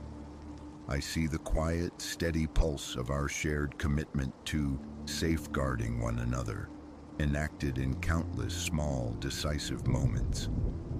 Sometimes the most profound gift we offer is the courage to utter a simple no, and the collective strength to stand firmly behind it.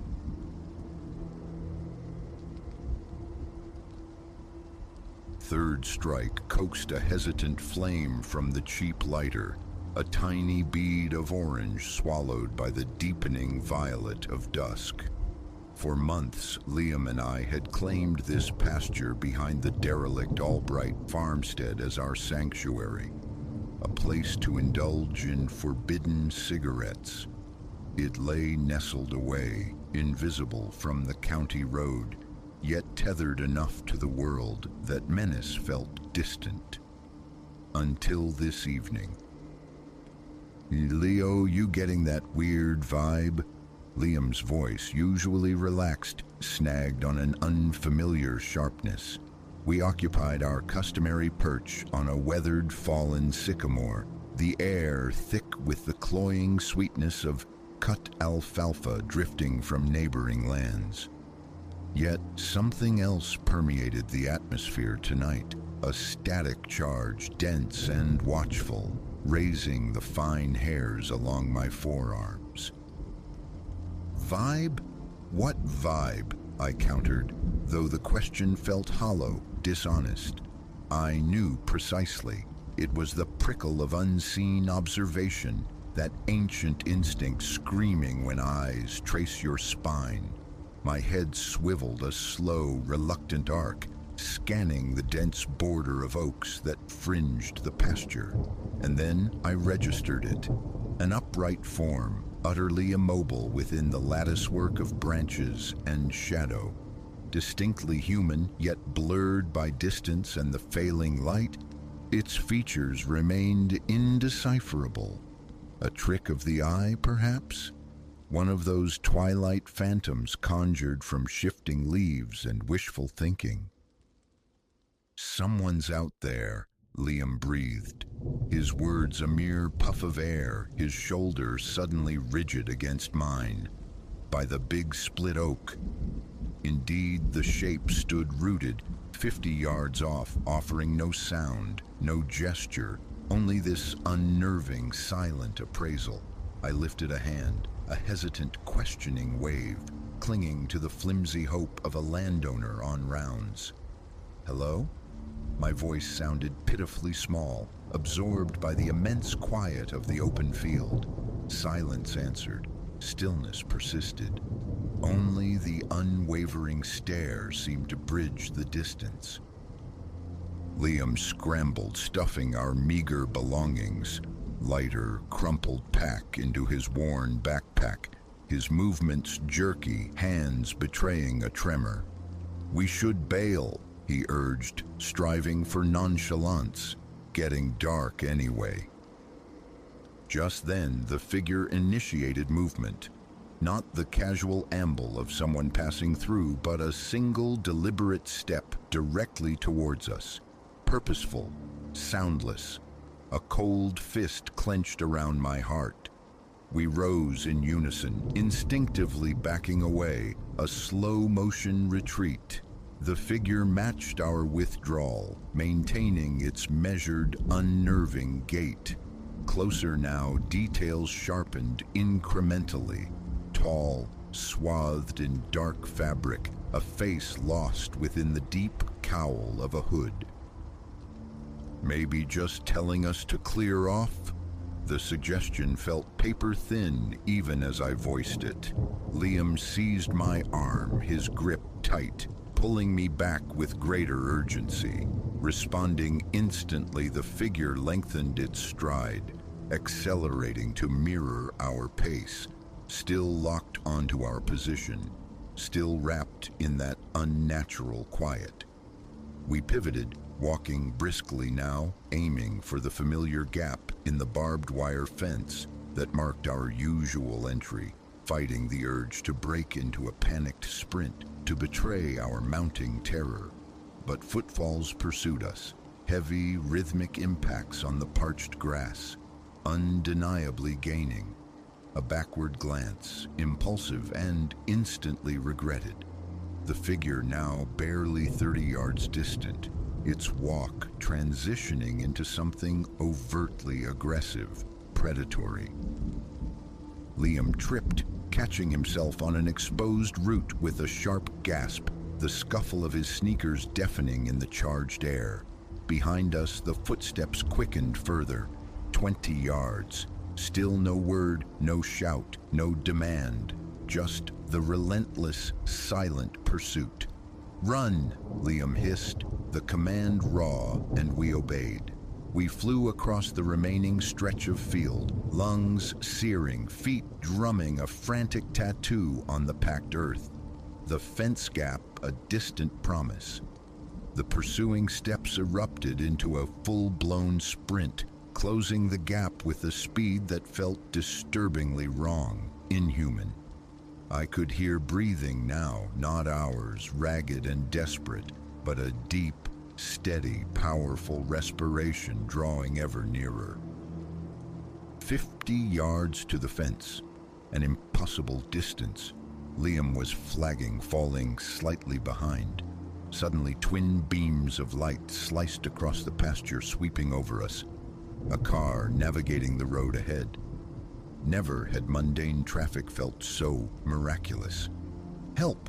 The word ripped from my throat as I waved my arms frantically. "Somebody please help us." The vehicle slowed, braked. Another pair of headlights flared to life behind the first, bathing the field in an almost blinding glare. The footsteps chasing us ceased abruptly.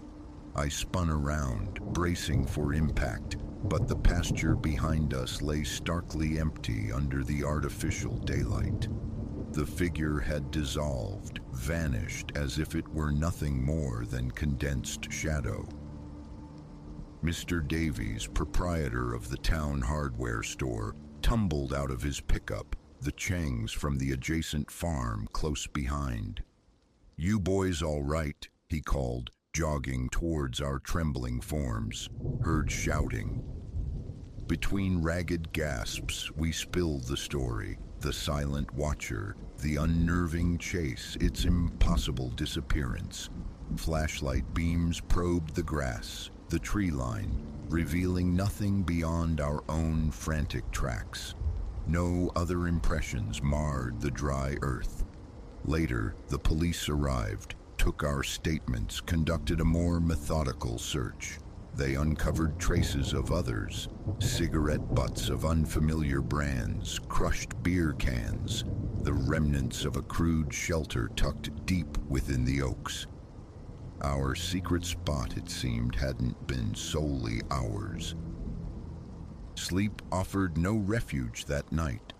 I trawled local history archives online, seeking some explanation tied to the Albright property. Nothing. No Gothic tragedies, no unsolved disappearances, just prosaic accounts of generations tilling the soil until the final descendant decamped to Florida 3 years prior.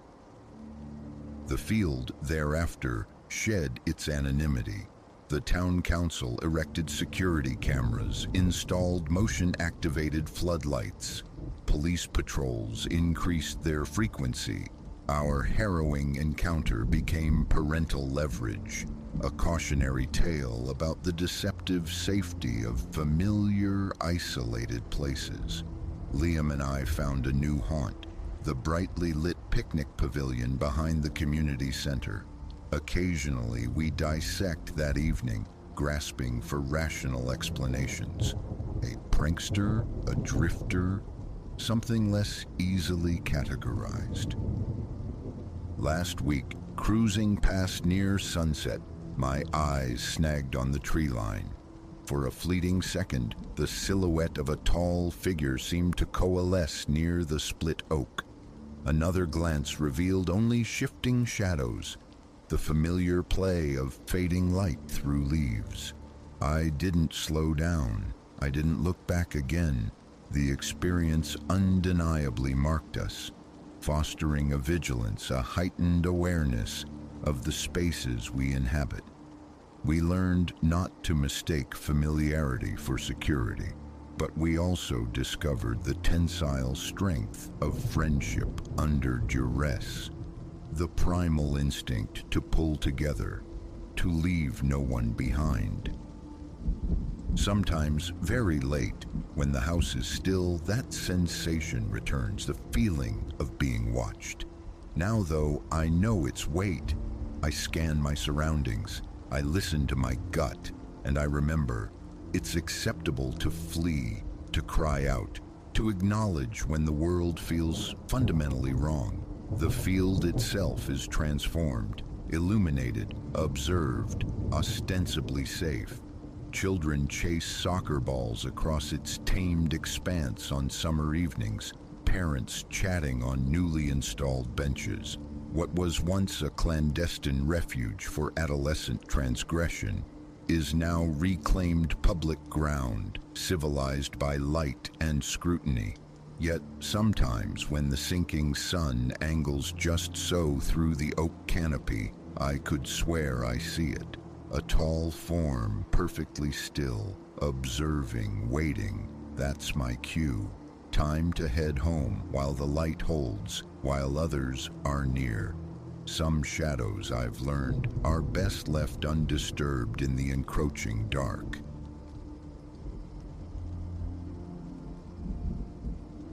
Necessity, not desire, tethered me to that antiquated train, my relentless schedule chaining me to its nocturnal rhythm, night upon weary night. The first time its silhouette materialized from the gloom remains etched in memory. 1:45 in the morning, the platform a desolate stage under sputtering, unreliable lights. The few fluorescents clinging to life pulsed, lending the station a disquieting semblance of breath. A profound weariness settled in my bones. My feet throbbed, remnants of a protracted shift. All I craved was the oblivion of a seat, a moment's respite for heavy eyelids. Thus, when the distant tremor of its approach vibrated through the concrete, relief washed over me, eclipsing any nascent curiosity about its archaic design or the discordant shriek of metal as it ground to a halt. Escape, simply getting home, was the sole imperative. I breached the threshold of the nearest carriage. The door protested with a metallic whine as I wrestled it open, my soul scraping against a floor filmed with neglect. Illumination within was meager, the overhead lamps casting a pallid glow, yet sufficient to navigate the aisle. A sparse scattering of figures occupied the seats, typical late-night travelers wrapped in their own solitude. Silence reigned. A man several rows ahead kept his gaze fixed firmly on the grimy floorboards.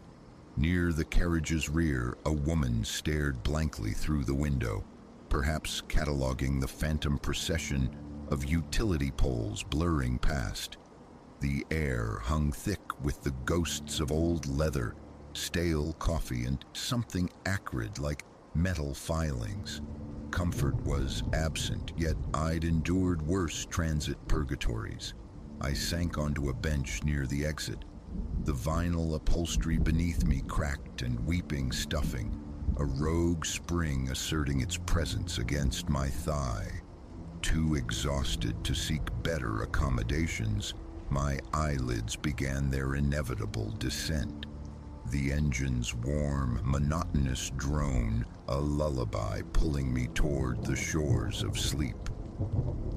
No announcements punctuated the journey until we'd cleared the final station on that particular stretch. Thereafter, the train plunged onward, the windows framing naught but impenetrable darkness, sporadically fractured by the fleeting flare of some unseen external light. It must have been just shy of the second hour when the atmosphere subtly altered.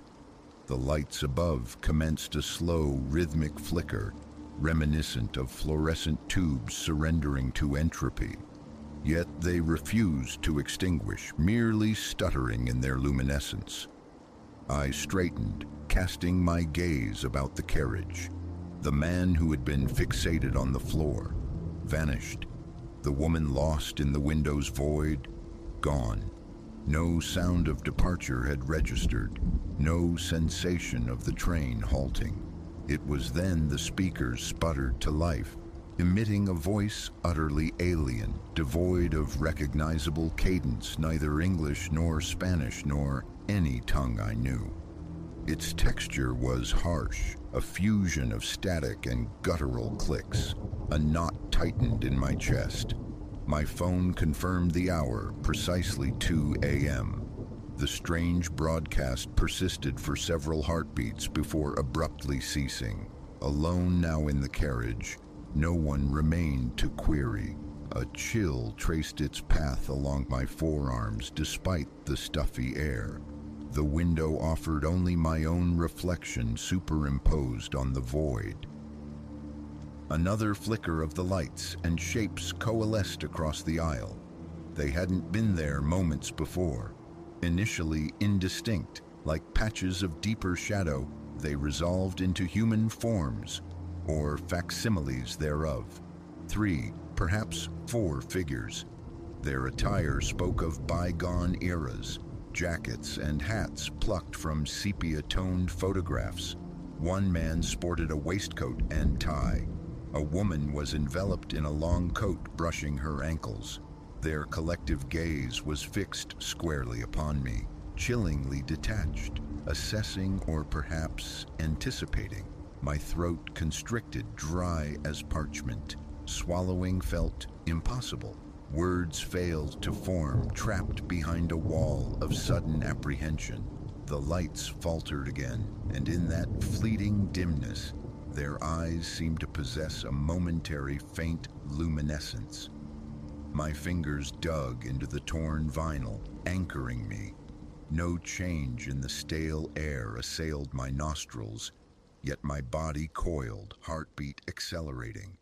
The speaker crackled anew, unleashing the same bizarre syllables, the same abrasive intonation. The silhouettes remained utterly still, their silent scrutiny unwavering. The train clattered onwards, the screech of wheels on rails echoing from beneath. A pronounced sway indicated a curve in the track. Outside, amorphous shapes suggested farmland or forest, swallowed by the pervasive blackness. The original passengers never reappeared. It was simply me and these silent observers at the carriage's far end. Minutes stretched into an unbearable eternity. Finally, unable to endure the passive tension, I rose. My legs trembled, a queasy sensation churning within, yet a desperate need to ascertain their reality, flesh or phantasm, propelled me forward. The instant I took a step towards them, they simultaneously averted their heads, as if suddenly captivated by the passing void outside the windows. I froze. Adrenaline surged, my breath catching unevenly. Another stutter from the overhead lights, and they were gone. I stared at the now empty row of seats where they had stood, vacant.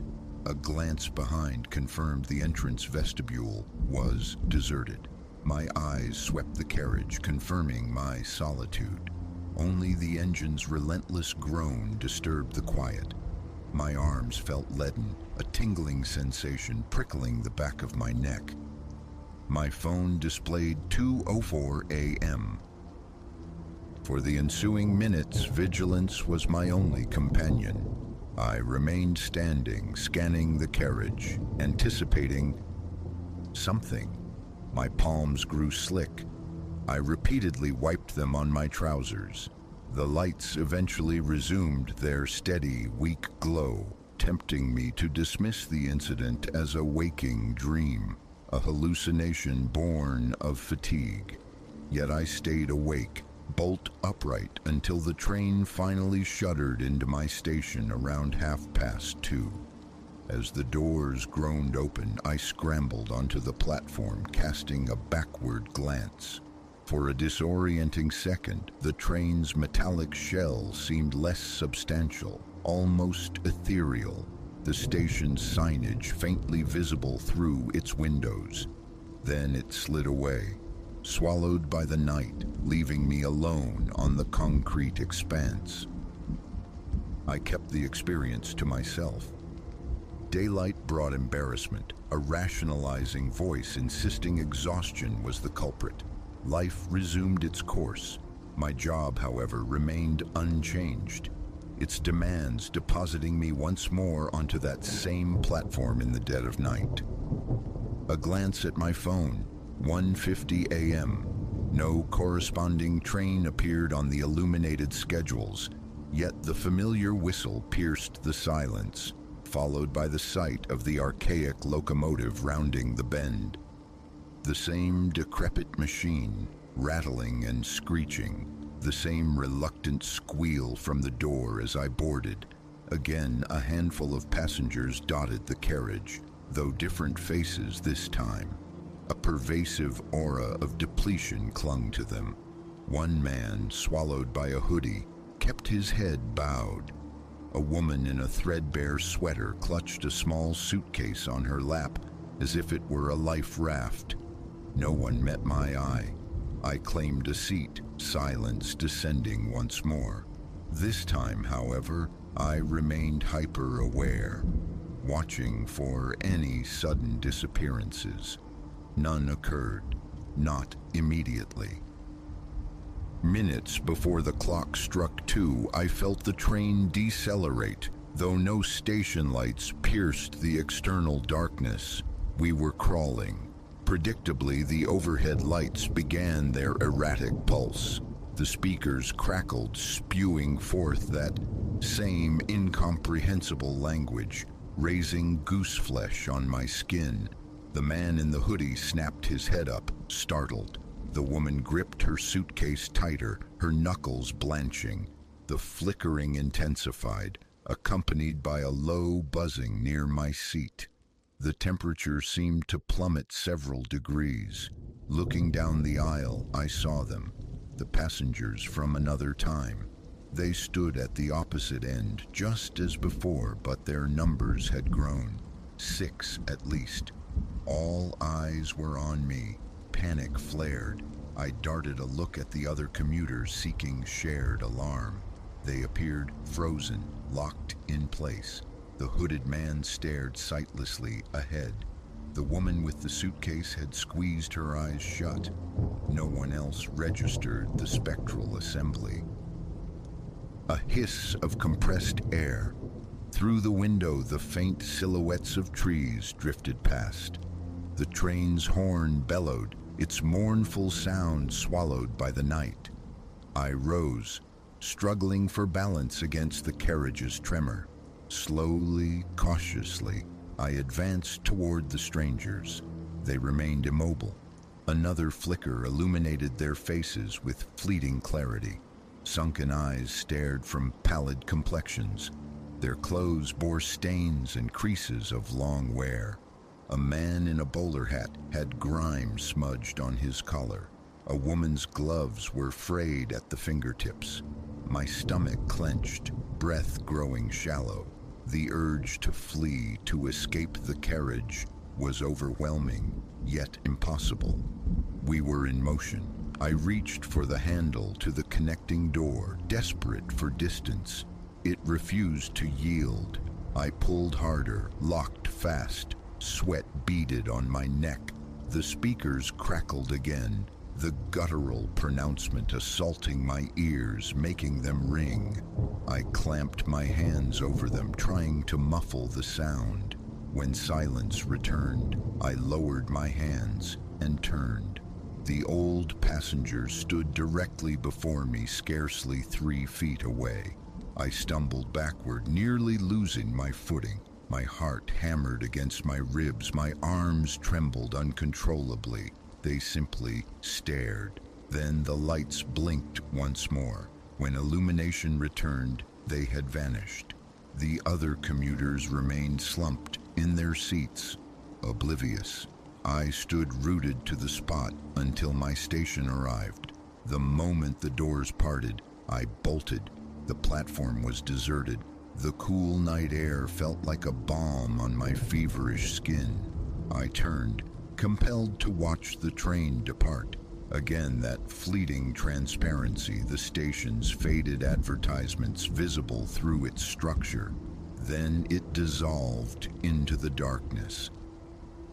After that second encounter, I sought answers. At the station's information kiosk, I inquired about the late-night service. Blank stares met my questions. No train ran that route at that hour, they insisted. My ticket, when produced, was merely a faded slip, devoid of date or identifying marks. Describing the antiquated carriages, the flickering lights, earned me looks reserved for the confused, the possibly unhinged. The digital arrival departure boards confirmed their claims. Nothing listed near 1:50 a.m. Defeated, I fell silent. Work, however, dictated my schedule. The following night found me back on the platform at 1:40 a.m. This time, I positioned myself directly beneath one of the few functioning lights, seeking clarity, however illusory. No one else shared my vigil. The familiar rumble grew, and precisely at 1:50 a.m. it arrived. The same spectral locomotive, Grime obscured the conductor's window. Rust bloomed in patches on its metal flanks. Brakes shrieked, echoing in the emptiness. The doors groaned open, an invitation laced with reluctance. I stepped inside.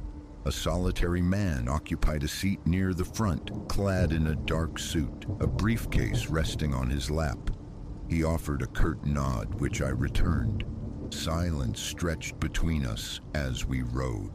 My gaze remained fixed on my phone's clock, watching the digits creep toward 2 a.m. My fists clenched involuntarily. Right on cue, the lights dimmed. The speaker crackled its alien message. My chest constricted. I looked at the man in the suit. He was staring directly at me now, his eyes unnervingly blank. A wave of profound unease washed over me. A spark showered from a faulty light fixture. The train jolted, accompanied by a rattling beneath the floorboards, like something had come loose. Turning toward the rear of the car, I saw them again. The figures in their dated attire. This time they weren't standing in the aisle, but pressed against the exterior windows, faces mere inches from the glass, peering in, watching me. Their eyes tracked my slightest movement. I retreated until my back hit a seat. My hands shook so violently I nearly dropped my phone. The train lurched again. The speaker emitted a high-pitched squeal as the lights flickered violently.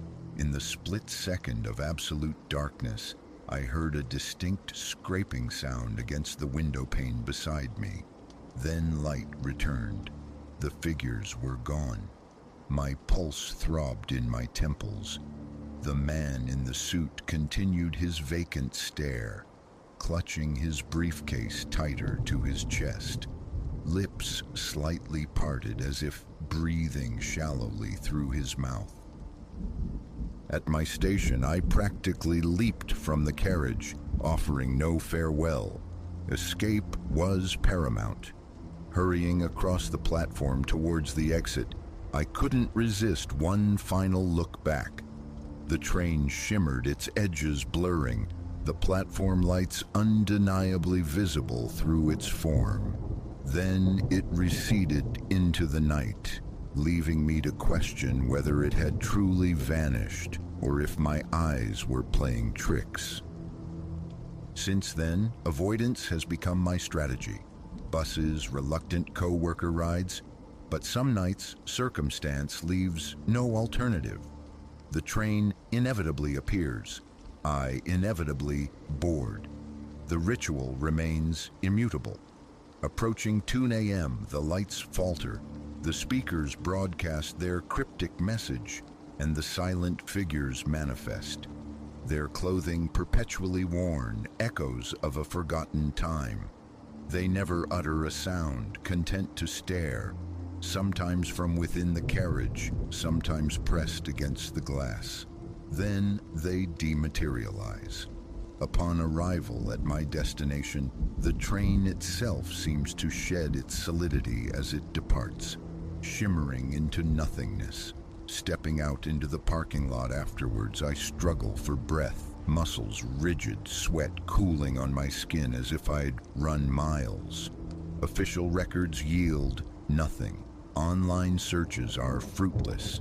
Station attendants, regardless of shift, offer no corroboration, only skepticism if I press too hard. They assume delusion, fabrication, yet the reality of the experience is undeniable.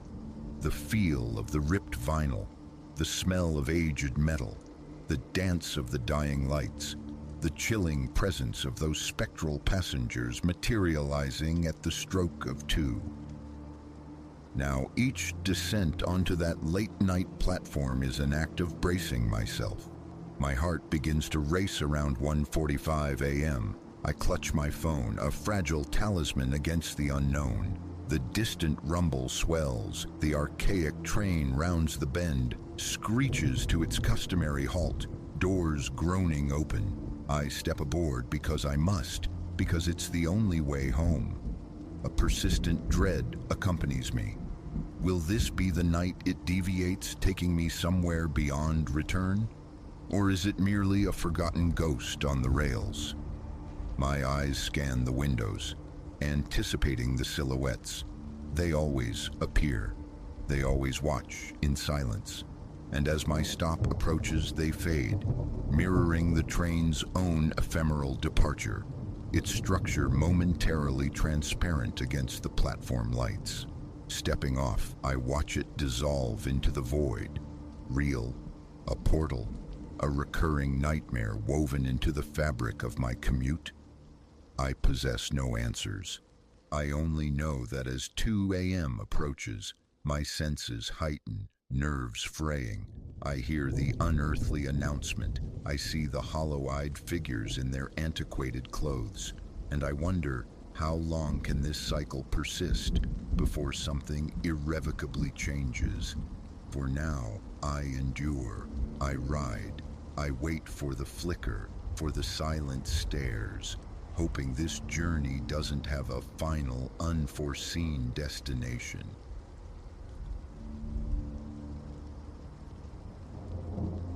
The spectral quiet that swallowed the stadium after the crowd's thunderous departure felt heavier tonight, a palpable weight in the cavernous dark. My flashlight beam cut a lonely swath through the gloom as I traced my familiar route, but an unfamiliar prickle crawled up my spine.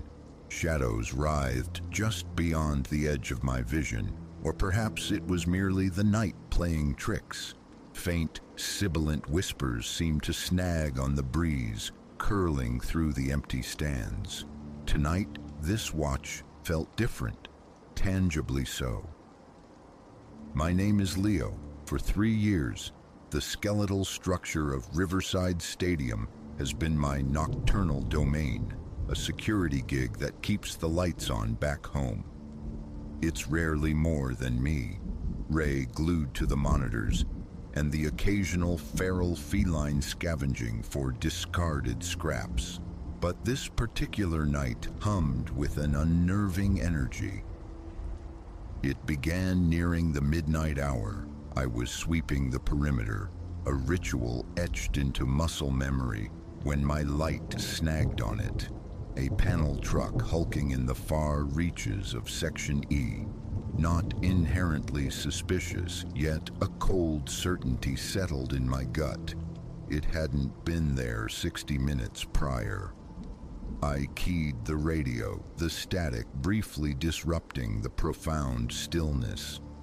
Ray, you clocking that wagon out in Elot? A pause, then Ray's voice, tinny and distant. Affirmative, Leo. Dark inside. No sign of life. Want me to keep optics on it? Yeah, appreciate it. Going to get a closer look. I moved with practiced quiet, my hand instinctively finding the reassuring weight of the stun gun on my belt. Closer now, the vehicle revealed its decrepitude. Its paint, once perhaps white, now resembled curdled milk, marred by angry blossoms of rust. The windows were blacked out, impenetrable shields against prying eyes. Just as my knuckles hovered near the glass, muffled voices drifted from behind the stadium's concrete shell. Instinct coiled tight in my stomach.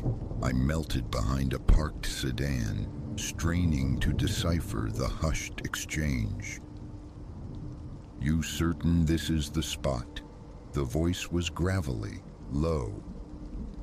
Positive, a second voice answered sharper. Skeleton Crew security. Prize is worth the risk. Just gotta slip past the watchman. My pulse kicked into a frantic rhythm against my ribs. Not wayward fans or bored teenagers seeking illicit thrills. This felt calculated, dangerous. I raised the radio again, my voice barely a breath. Ray, situation developing. Multiple hostiles planning entry. Get the police rolling but silent approach. No lights, no sirens. God, Leo, are you sure? Positive, make the call. Edging forward, I hugged the shadows, trying to pierce the parking lot's weak illumination. 3 figures materialized near a service entrance, huddled in conspiracy. One wrestled with the lock mechanism, while the other 2 stood sentinel. A soft, metallic snick broke the tension. The door yielded. They dissolved inside. A stark choice presented itself. Await backup, the prudent move, or pursue, risking everything if they neutralized the cameras or reached the vault first. A deep breath, a decision made in the space of a heartbeat. Inside, the stadium became a labyrinth of echoing corridors. My own steps sounded unnervingly loud against the polished concrete. Ahead, I could hear them, their voices bouncing strangely in the vast emptiness, confirming their trajectory. The administrative wing, repository of the stadium's safe. Rounding a corner, I caught a fleeting glimpse. 3 men swathed in dark attire, burdened with duffel bags. The cold glint of a pistol, tucked into one man's waistband, sent ice through my veins. This was leagues beyond my pay grade, yet retreat felt impossible now. I shadowed them, a phantom clinging to the periphery, utilizing alcoves and pillars for cover. They reached the main office door, their focus immediately shifting to the lock. "They're at the admin office," I whispered into the radio. "Where are the blues?" 5 minutes out, Ray hissed back, his voice tight with tension. "Leo, watch yourself." Another click echoed louder this time. The office door swung inward. They vanished inside. I crept closer, taking position just outside the frame, listening to the sounds of hurried searching. Drawers wrenched open, papers rustling, frustrated mutters. "Has to be in here," one growled.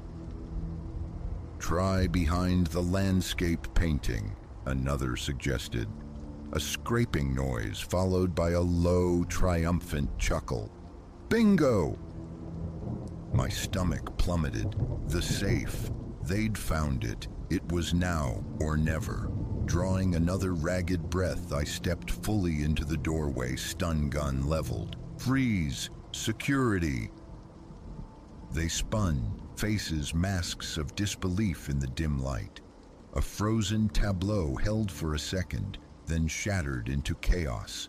One lunged, a blur of motion. Another clawed for the weapon at his hip. My finger tightened. The stun gun bucked, its darts finding the chest of the charging man. He crumpled, twitching violently. The gunman, however, had his pistol clear, muzzle gaping directly at me. Time warped, stretching thin. I saw his knuckle whiten on the trigger, imagined the deafening report. Before the shot could ring out, a cacophony erupted from the corridor behind me. Shattering glass, shouted commands, the blinding glare of multiple flashlights. The cavalry finally. "Police, drop your weapons, hands where we can see them."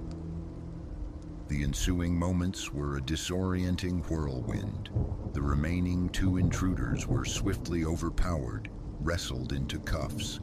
I found myself slumped in an office chair, the metallic tang of adrenaline fading, reciting events to a stern-faced detective while paramedics checked my vitals.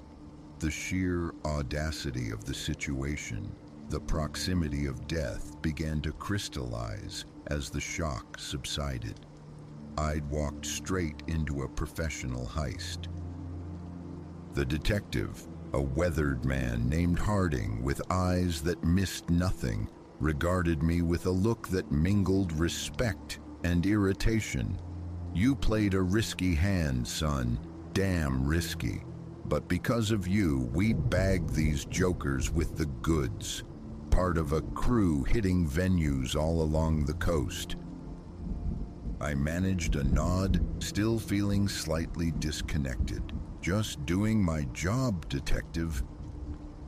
Harding offered a gruff chuckle. Your job just cracked a months-long investigation wide open. Take the win. Later, as the police concluded their meticulous processing of the scene, I stood in the pre-dawn chill of the parking lot, watching the first hints of rose bleed into the eastern sky. Ray appeared beside me, his hand landing solidly on my shoulder. You're either the gutsiest man I know or certifiably insane, he murmured, shaking his head slightly. Not sure I'd have charged in like that. A faint smile touched my lips. Honestly, Ray, not sure I would again either, but right then, it felt like the only move. He nodded, a silent understanding passing between us. Glad you're intact. Hey, maybe Brass throws a promotion your way. We shared a brief, tension-easing laugh. The drive home was surreal, the night's events spooling through my mind on a loop. I'd always considered myself unremarkable, just a guy clocking in and out. But for a few critical hours, I'd been something else. I'd mattered. The fear, the surge of adrenaline, the sharp relief. It was all seared into me now. Every future shift, I knew, would be viewed through this new lens. Each unexpected noise, each deep shadow would carry a different weight. Pulling into my driveway, profoundly weary, yet strangely energized, I had a startling realization. I was all right with that, because I knew now what lay dormant within me. I knew that when pressed, I wouldn't fold. As I collapsed into bed, sunlight streaming assertively through the blinds, I closed my eyes, not with exhaustion, but with a quiet sense of accomplishment. Tonight had irrevocably altered the landscape of my ordinary life. Whatever tomorrow held, I suspected I could face it, because sometimes in the deepest trough of the night, when the world sleeps and only the silence remains, unlikely heroes emerge. And for one fleeting, terrifying moment, I had been one.